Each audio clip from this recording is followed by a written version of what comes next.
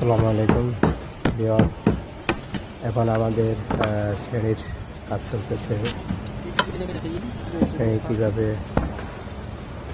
Ready করতেছে, কীভাবে বানাইতেছে, ভিডিওটি ফুল দেখতে থাকুন।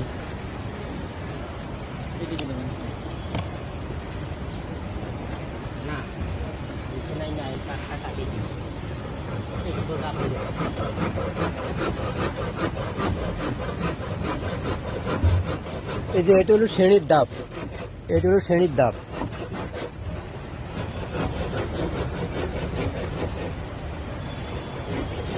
ভিডিওটি ভালো লাগলে অবশ্যই লাইক শেয়ার করবেন, পেজটিকে ফলো করবেন।